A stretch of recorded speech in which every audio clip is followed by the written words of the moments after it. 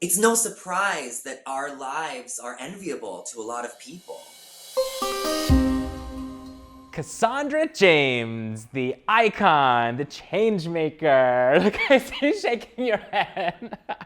We're gonna get into all of these things, but thank you for taking some time to talk with me. How are you doing? I'm great. Thank you for having me. I'm so excited to chat. In 2018, you made history as the first trans actress to play a trans character, thanks to your role as Dr. Terry Randolph on a little show called General Hospital. And I just have to ask you, what has this role in this show meant to you?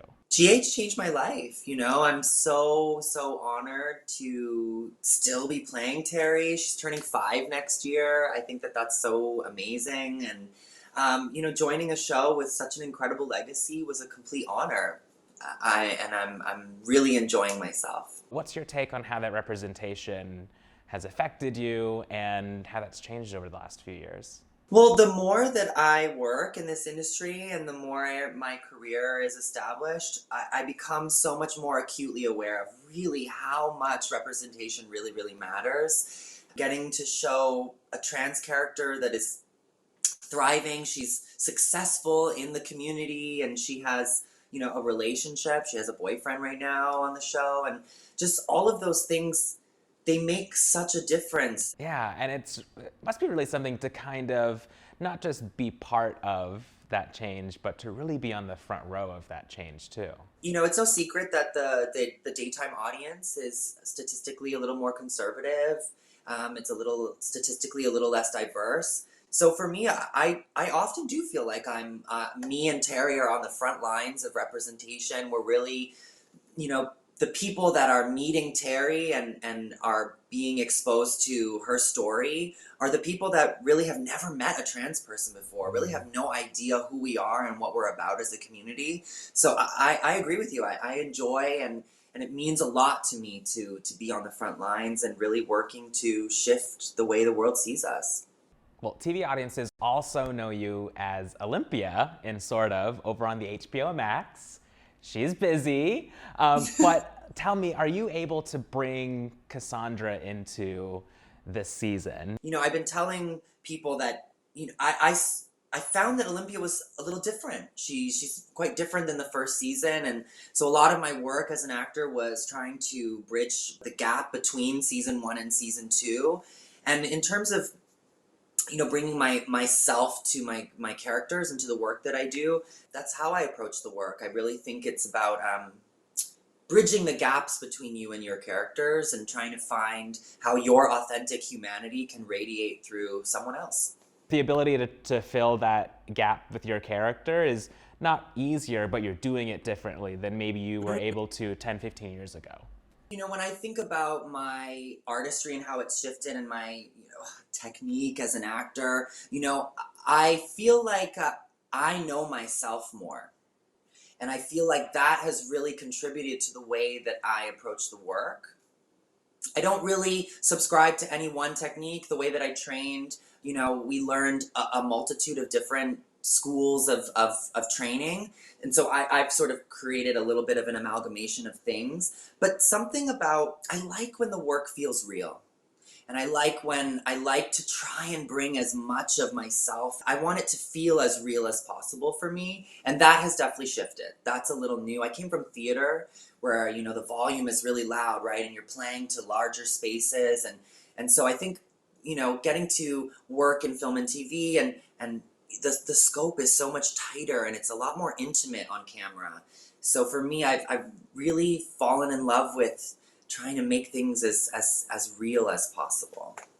And talking about that realness, there's a lot of chatter out there in the world. There's a lot of people that want to speak on our behalf as LGBT people in the community. From your experience, and even outside of acting, what is it about the trans experience we should be talking about? I completely understand why the world is so fascinated with us. Because I think the human experience really calls you to transform your life. I think, being born inherently is a traumatic experience. Life is challenging, it's traumatic. And I think what is really powerful about trans folks is our ability to transform, evolve, grow, become our authentic selves. So it's no surprise that our lives are enviable to a lot of people. And that can also ignite people's fear, because we're living our lives in ways that a lot of people can't even begin to conceive. They can't even begin to think about living authentically, chasing joy, like becoming, transforming, releasing, letting go of things, And I mean, for us as trans folks, it's transform or die.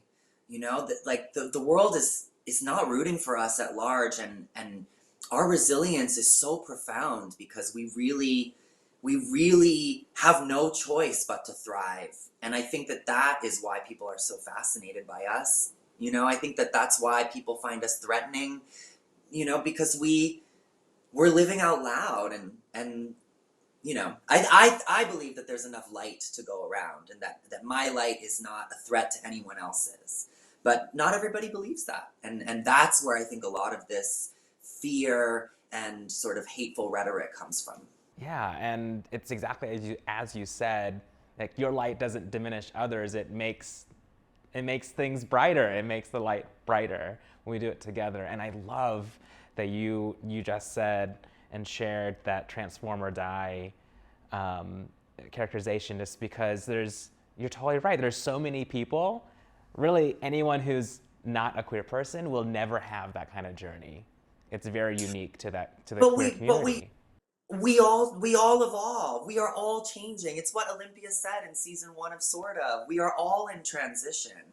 And I think that dissonance, like people who resist those things, or find people who do transform, like when people find that so threatening or scary, that speaks to their own obstacles, the obstacles in their own lives and experience. It has nothing to do with us as trans folks. We just want to live. We just want to exist. Well, you mentioned the word healing a bit ago, and I wanted to circle back to that. What's made this time right for you in terms of a time of reflection or healing, or maybe a return to self? The pandemic really